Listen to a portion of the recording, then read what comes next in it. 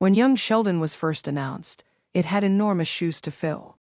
As a prequel to The Big Bang Theory, one of the most successful sitcoms of all time, it needed to balance audience expectations while carving out its own identity. Rather than simply mimicking its predecessor, young Sheldon took a page from Frasier, the legendary Cheers spin-off, using a similar approach to surpass the creative limitations imposed by its parent series. By shifting its tone, expanding its storytelling, and focusing on character depth rather than punchlines, young Sheldon managed to evolve into something unique while still respecting its origins. Breaking away from sitcom tropes.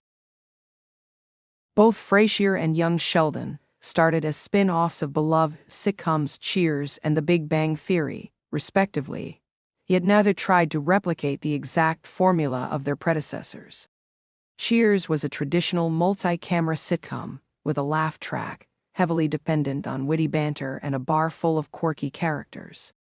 Frasier, on the other hand, opted for a more refined, intellectual setting that leaned into its protagonist's psychology and personal dilemmas rather than bar-room hijinks.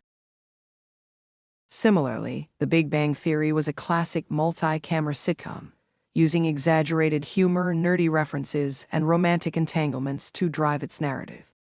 Sheldon Cooper, played by Jim Parsons, was one of its most iconic characters, known for his rigid intellect, social awkwardness, and comedic interactions with his friends. However, young Sheldon chose a vastly different format, a single-camera, Drain-D-style approach that removed the laugh track and focused more on emotional storytelling rather than rapid-fire jokes. This transition allowed young Sheldon to feel fresh, just as Frasier did compared to Cheers. While The Big Bang Theory thrived on exaggerated quirks and humorous misunderstandings, young Sheldon took a more grounded and sentimental approach, diving into Sheldon's childhood in a way that made him a more empathetic and layered character. A shift in tone, comedy with a heartfelt edge. Frasier successfully redefined its titular character by blending intelligent humor with deep, emotional arcs. Instead of simply making Frasier Crane the pompous psychiatrist he was in Cheers, the spin-off explored his relationships with his family, his blue-collar father Martin, his equally intellectual brother Niles, and his co-worker Ross. The heart of the show wasn't just Frasier's professional life, but his personal struggles, his attempts to balance arrogance with vulnerability, and his difficulty forming meaningful romantic relationships. Young Sheldon applied the same strategy. Rather than keeping Sheldon as an exaggerated robotic genius, the show humanized him by exploring his family life, his deep bond with his mother Mary, the contrast between his intellectual superiority and social cluelessness, and his struggles with feeling out of place in both school and at home. The show introduced his father George, a character who had previously been only briefly mentioned in The Big Bang Theory, and showed a different side of his life that audiences had never seen before. By making Sheldon's family dynamics the emotional core of the show, young Sheldon achieved what Frasier had done.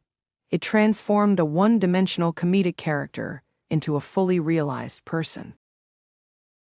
Expanding the narrative beyond the original premise. A key challenge for any spin-off is the inherent constraints placed upon it by the original series.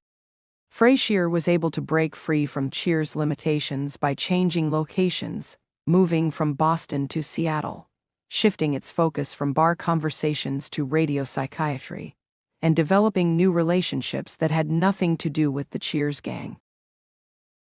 Young Sheldon had an even greater challenge because it was a prequel. Since The Big Bang Theory had already given audiences glimpses into Sheldon's past through his anecdotes, the writers had to work within those established boundaries while still finding room to tell new stories. The show managed to do this by focusing on character development rather than sticking too rigidly to pre-established continuity. For example, in The Big Bang Theory, Sheldon often mentioned that his father was an alcoholic and that his home life was difficult. However, young Sheldon portrayed George as a far more nuanced character, a loving but flawed father who tried to connect with his genius son, despite their differences. This added complexity made the audience rethink what they thought they knew about Sheldon's past, just as Frasier gave new depth to its main character beyond his Cheers persona. New supporting characters and storylines. One of the ways Frasier successfully distanced itself from Cheers was by introducing a fresh supporting cast that stood apart from the original show. Instead of leaning on old relationships, it introduced Niles, Martin, Daphne, and Russ, characters who had distinct personalities and backstories that allowed Frasier to grow in new ways. Young Sheldon followed a similar path. While audiences already knew Sheldon's mother, Mary, played in both series by Zoe Perry and Laurie Metcalf, the show expanded on previously underdeveloped characters like his twin sister Missy, his older brother Georgie, and his Meemaw, who became a fan favorite. These characters helped balance Sheldon's eccentricities with warmth and humor, making the show more than just a series of jokes about his intelligence. Missy, in particular, became a standout character, offering a perspective that had never been explored in The Big Bang Theory. Her relationship with Sheldon was both comedic and touching, providing an emotional contrast to his often robotic demeanor. Similarly, Georgie's struggles with living in Sheldon's shadow gave the series additional depth, much like how Niles' rivalry with Frasier created some of Frasier's best comedic and dramatic moments. Character growth and maturity. A major reason why Frasier worked so well was that it allowed its protagonist to evolve. Unlike in Cheers, where Frasier was mostly a supporting character used for comedic relief, Frasier gave him a full arc, exploring his vulnerabilities, his failed relationships, and his complicated dynamic with his father. This made him far more relatable and engaging. Young Sheldon did the same with its main character. While The Big Bang Theory often depicted Sheldon as static, rarely changing despite life experiences, the prequel showed him learning and growing. He wasn't just a child genius who annoyed everyone around him. He was a boy trying to find his place in the world, often struggling with loneliness and misunderstanding.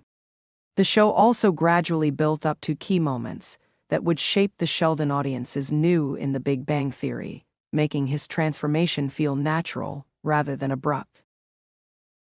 Conclusion: a blueprint for successful spin-offs. By following Frasier's model, young Sheldon was able to move beyond the limitations of The Big Bang Theory and establish itself as a compelling show in its own right. It took an iconic but rigidly defined character and gave him depth, used a different storytelling approach to avoid direct comparisons, and introduced a fresh supporting cast that enriched the narrative. Both Frasier and young Sheldon proved that spin-offs don't need to be carbon copies of their predecessors to succeed.